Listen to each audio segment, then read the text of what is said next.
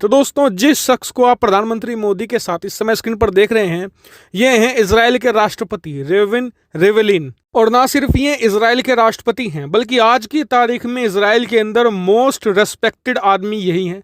यहाँ तक कि अब जो युद्ध चल रहा है उसमें जो दोनों विपक्षी पार्टी है बेंजामिन नेतन्याहू की और दूसरी तरफ जो बेनी गांज की, दोनों पार्टियां अभी भी एक दूसरे से लड़ रही थी। ऐसे में इन्होंने राष्ट्रपति कार्यालय में बेनी गांज को भी बुलाया और दूसरी तरफ जो बेंजामिन नेतन्याहू है दोनों को बुलाया और कड़ी फटकार लगाई। कहा कि एकजुट हो जाओ, वरना जब देश ही नहीं रहेगा तो कौन आप में से प्रधानमंत्री बनेगा। और इनकी अपील का बेहद असर रहा।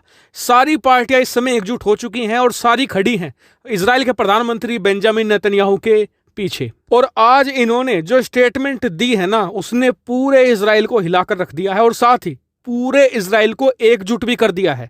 दरअसल इजराइल के राष्ट्रपति ने एक बयान जारी किया, स्क्रीन पर आप वो बयान देख भी सकते हैं, जिसमें इन्होंने कहा है कि देश हमारा इस समय बाहरी खतरों से तो जूझ ही रहा है, लेकिन जो सबसे बड़ा खतरा इजराइल को इस समय है वो है इजराइल के अंदर से।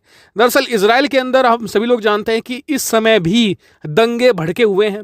ऐसे में इजराइल के राष्ट्रपति ने कहा है कि संभावना पूरी है कि स्थिति अगर काबू में नहीं आई तो इजराइल एक गृह युद्ध में चला जाएगा। और आगे इन्होंने इजराइल के लोगों को यह चेतावनी दी है कि आप याद रखिए कि एक देश किसी दुश्मन से तो लड़ सकता है बॉर्डर पर, लेकिन जब गृह युद्ध भी हो और साथ ही दुश्मन आपके दरवाजे पर खड़ा हो तो आप चाहे कितने भी ताकतवर हो, आप कतई जीत नहीं सकते।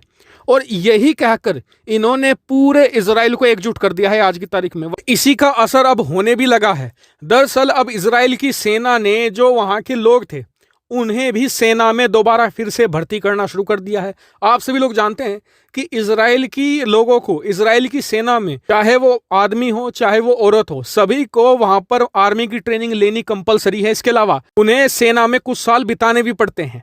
तो अब उन्हीं सभी लोगों को, खास करके जो जवान लोग हैं, उन्हें दोबारा फिर से सेना में भर्ती किया जा रहा है और इजराइल की जो सड़कें हैं वहां पर उतारा जा रहा है, ताकि जो हिंसा हो रही है ज्यूइश लोगों के और साथ ही मुस्लिमों के बीच में, उसे खत्म किया जा सके और पूरा ध्यान गाजा पट्टी पर लगाया जा सके। क्योंकि अब इजराइल ने पूरा मन बना लिया है कि वो गाजा में एक फाइनल ऑपरेशन चलाकर ही रहेगा। हालांकि आप सोच रहे होंगे कि इजराइल के राष्ट्रपति ने कैसे चतुराई से लोगों को डर दिखाकर एकजुट कर दिया, लेकिन ये डर नहीं है।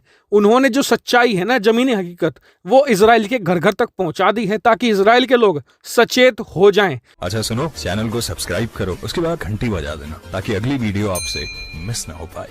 Thank you.